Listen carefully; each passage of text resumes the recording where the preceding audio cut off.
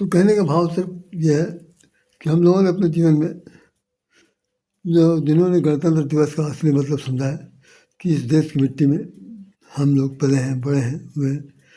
यहाँ की आबो हवा, यहाँ की गंध, यहाँ की सुगंध, यहाँ की हर तरह की उपलब्धि जो प्राप्त की है, उसकी रक्षा का भी हम लोगों का दायित्व बनता है। इस देश में प्रजातंत्र होने की वजह से, लोकतंत्र होने की वजह से, लोकतांत्रिक राष्ट्र कहने की वजह से यहाँ पर खुली छूट है।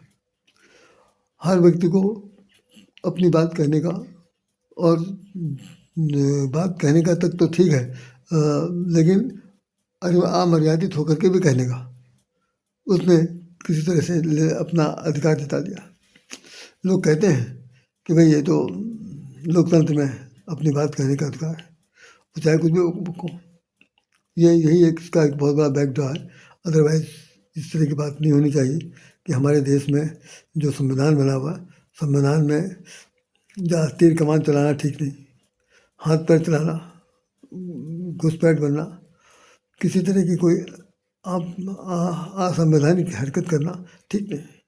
यहाँ पर भीतर घाती लोग बहुत हैं, भीतर घाती, जो अंदर आस्तीन के सांप बन करके देश की रक्षा में बाधा डाला है और पकड़े भी जाते हैं बहुत ज़्यादा होता। अब तो ये जब से कांग्रेस हटी है और भाजपा सरकार आई, उसने तो बहुतों के अंदर किया।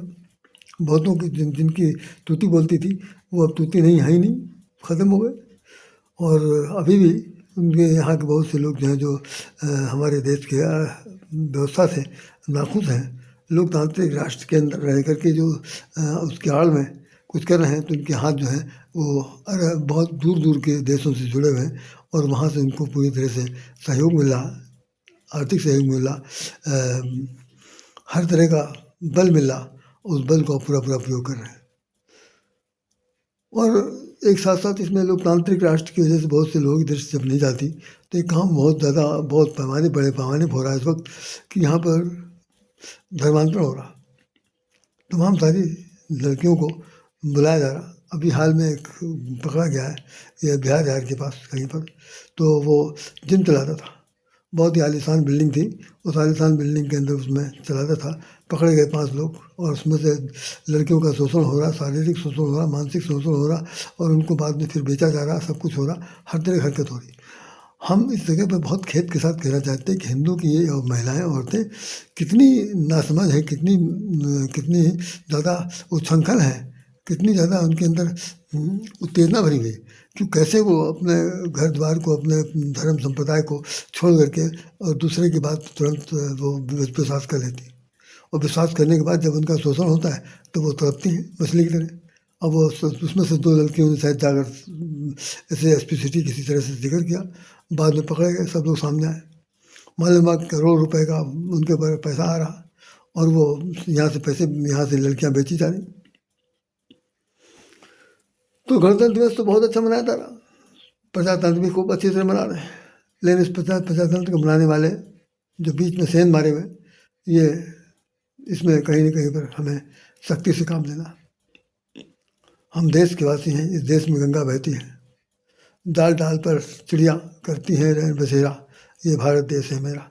ये किसी भक्ति गीत लिखा था। मनोज कुमार बहुत बड़े राइटर हुए और प्रोड्यूसर हुए, डायरेक्टर हुए, और उन्होंने निर्माता हुए फिल्म। उन्होंने ये बनाया था, देश में इस देश में गंगा बहती है। और एक तरह का और था कि वही डाल डाल पर चिड़िया करती है रैन बसेरा, ये भारत देश है मेरा। तो जब चिड़िया रैन बसेरा, चिड़िया के डाल डाल पर बैठी हुई है, तो यहाँ पर चिड़िया का अर्थ तो ये नहीं है कि चिड़िया के बैठे रहने से देश की रक्षा हो जाएगी। कहने का तात्पर्य यह है कि यहाँ पर इतनी स्वतंत्रता है कि पशु पक्षी भी चैन की सांस ले रहे हैं। और ये भारत देश है मेरा, वो चिड़िया भी कह रही है अपनी चू चू चू आवाज़ में, ची ची ची चहती आवाज़। तो हम आप लोग को नहीं कहेंगे, हम लोग आप भी कहेंगे। तो कहने का मतलब सिर्फ इतना ही है, इतना ही अभिप्राय है, इतना ही इसकी वास्तविकता है कि जो लोकतंत्र है, लोकतांत्रिक राष्ट्र है, ये संवैधानिक क्रिया बना दी गई हैं। तो इन सब चीज़ों को ध्यान में रखते हुए कम से कम कृपा करके हम और आप अब जाग जाए नहीं तो ये मनाते रह जाएंगे। और जो मारने वाले जो हैं, गजबाएँ हिंद जो बनाने जा रहे हैं, जो हिंदुस्तान को हिंदुस्तान कहने जा रहे हैं, वो सब कुछ बहुत गड़बड़ कर देंगे। हमने अभी एक बार अभी कहा बिहार में शायद कहीं कहीं किसी कोई इसमें वीडियो में कहा है कि देखिए आप आपके देश में एक ऐसा ऐसा प्रांत है जिसका नाम राजस्थान है। राजस्थान है, स्पष्ट समझ लीजिए इसको, मैं आपका दिमाग आकर्षित कर रहा हूँ। तो राजपुतानों का स्थान, राजा महाराजाओं का स्थान, वीर राणा प्रताप का स्थान, रणा संगा का स्थान, सारे जितने भी राजपूत थे उन सब का स्थान है, इसलिए उसका नाम राजस्थान है। तो ठीक उसी प्रकार से जो लोग गलत फहमी में फंसे हुए हैं, जैसे इस पूरे एशिया का नाम आर्यभट्ट था, एशिया पूरा एशिया में आर्यभट्ट कहलाता था। यहाँ पर सारे आर्यंस थे, सभी आर्यंस ही कहलाते थे। ये तो बाद में जब टुकड़ियाँ हुई हैं देश देशांतर की, तो उसमें ये भगदड़ मची और ये भागे वो भागे, यहाँ गए वहाँ बस गए। अब जो उनमें से कोई आता है अपने यहाँ देश देश में, तो लोग कहते हैं कि ये यहाँ के आदमी नहीं है। ये इतना ज़्यादा पागलपन भर दिया पिछली सरकारों ने, पिछले इतिहासकारों ने, जिसकी वजह से लोगों के बीच में हिंदू होते हुए हिंदू फूट पड़ गई। लोकतंत्र तो एक ताक पर बैठा रह गया। अब वो रो रहा है कि गा रहा है कुछ पता नहीं, लेकिन हम लोग की स्थिति ज़्यादा ख़राब है। तो जब हम कहते हैं हिंदुस्तान, तो हम हिंदुस्तान न कह करके, तो ये अंग्रेज़ों की भाषा है हिंदुस्तान। अगर आप थोड़ी देर के लिए था की जगह पर हिंदुस्तान की जगह पर था लगा दीजिए तो क्या हो जाएगा? हिंदू स्थान है ना, हिंदुस्तान नहीं, हिंदू स्थान। तो जो ये हिंदू का स्थान है, तो वहाँ पर दूसरे लोग कहाँ घुस गए? उनका तो उन हिंदुओं को बाहर से कहाँ आया है? वो तो यहीं पर है, हिंदुओं का स्थान है, हिंदुस्तान नहीं है। तान होता तो हिंदू तने होते तो वही लड़ाई होते। तो तने वने थोड़ी नहीं है, वो तो अपने स्थान पर है, अपने स्थान पर है, तो हमको उखाड़ फेंका जा रहा। तो ये लोकतंत्र के आड़ में ये सब काम हो रहा।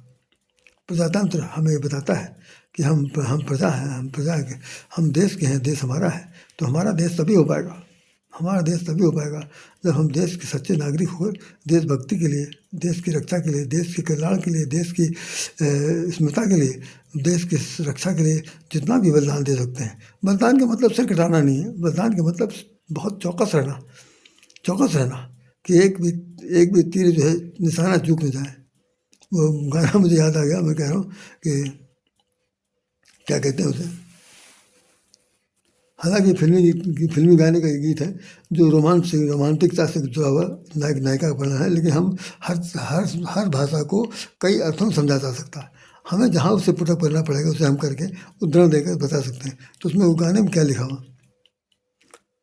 जरा नज़रों से कह दो कि निशाना चूक ना जाए। क्या बात है, लिखने वाले ने कलम तोड़ लिखा। जरा नज़रों से कह दो कि निशाना चूक न जाए। तो सचमुच हमें अपनी नज़रों को भाई 1-2 नज़र, 4 आँख से देखना, 8 आँख से, 12 आँख से देखना, और देखने के बाद ये है कि नज़र चूक न जाए। अगर जो नज़र चूक जाएगी तो घुसपैठी हो जाएंगे घाटी के अंदर, कश्मीर में आएंगे, नेपाल फांद के आएंगे, इधर ये आपका पश्चिम से आएंगे, बांग्लादेश से तो आए हैं। तो इस तरह से ये निशाना चूक रहा। हम लोग सब बड़े बड़े सिपाही बने बैठे हैं और वो दावा भी कर रहे हैं, उनके दावे को भी हम लोग नतमस्तक हैं, सब कुछ है, लेकिन हो कैसे रहा, ये अंतर आ कैसे रहे? तो ये निशाना चूक रहा।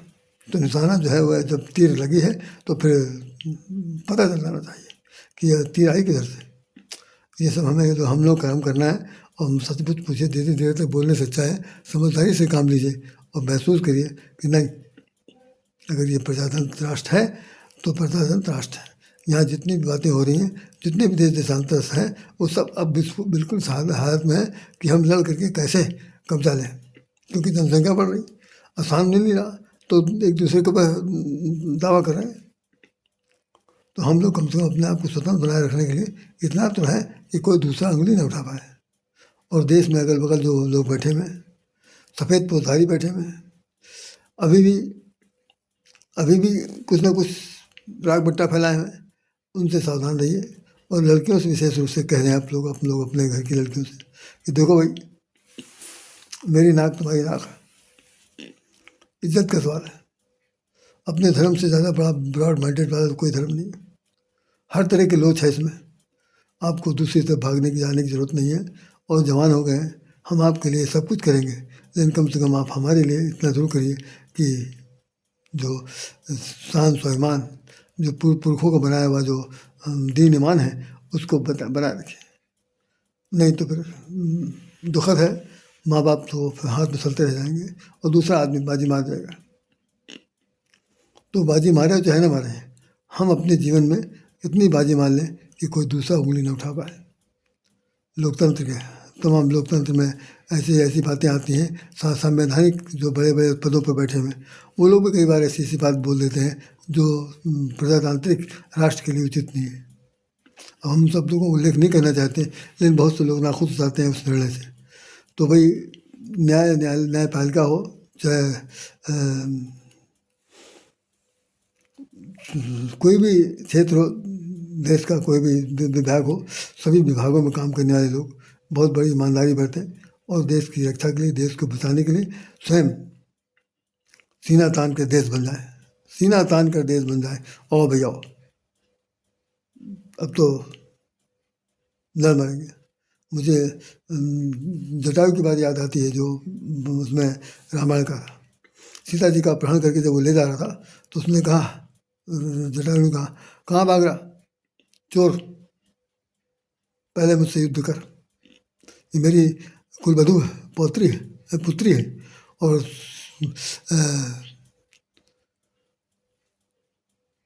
सीते करे मत चिंता, ऐसे कुछ लाइन चौपाई लिखी हुई है कि सीता तुम चिंता न करो, अभी मैं जिंदा हूँ, मैं इसको अभी ठीक करता हूँ।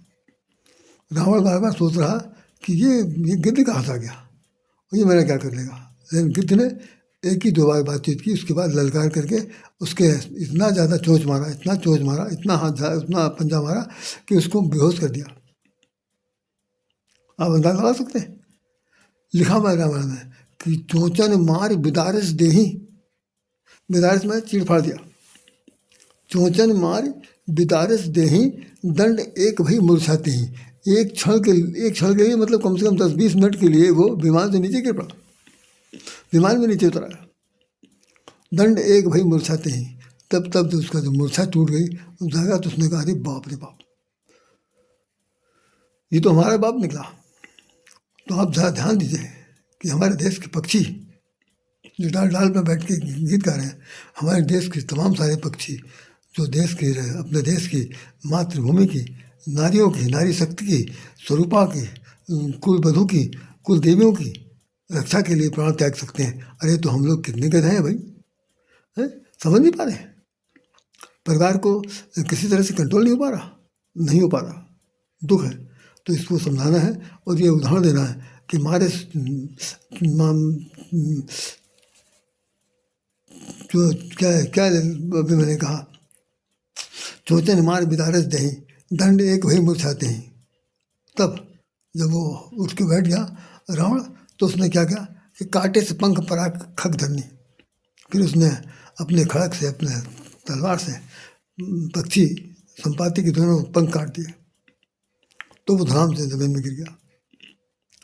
भगवान को बताने के लिए जिंदा रहा कि उसने कहा कि उत्तर दक्षिण दिशा की तरफ यहाँ से लंका पति राजा रावण ले गया। भगवान उसको गले लगा कर रोते हैं, मरहम पट्टी करते हैं और अपने जैसा स्वरूप देकर स्वर्ग नहीं बल्कि अपने धाम भेज देते हैं। तो जो हमारे देश के पक्षी इतने बलवान हैं, इतने राजपूत हैं, इतने वीर बलवान हैं, अरे तो भाई हम लोग प्रजातंत्र हैं, ज़रा ख्याल रखिएगा। इसको इतनी ध्यान से स्वीकार करना है कि हमें अपने देश को बचाने के लिए पीढ़ी दर पीढ़ी कितना हम समर्पित हो सकते हैं, तन से, मन से, धन से, तब जाकर के कहीं का राष्ट्र बच पाएगा। तो भैया हमने अभी जो प्रजातंत्र का नाम लिया था कि तंत्र बने हुआ, जो तंत्र से बना हुआ, हमारे खून पसीने से बना हुआ ये राष्ट्र है जिसकी रक्षा की जा रही थी अभी तक हमारे पूर्वजों ने जो की थी। अब भाई उनका दिया हुआ काम हमें करना है। इन्हीं शब्दों के साथ राय श्याम राधे आपको हृदय से नमन करता है और ये प्रार्थना करता है कि आप जीते जी यही कहते रहिए कि देश हमारा है, हम देश के हैं, हम देश के रक्षक हैं, हम देश के सपूत हैं, हम देश के नागरिक हैं, हम देश के सिपाही हैं, हम सब कुछ करने के लिए तैयार हैं। तो जय भारत, जय हिंद, जय वंदे मातरम, जय भारतवासी, सभी को मेरा नमन, हृदय से नमन। जय प्रजातंत्र दिवस की जय।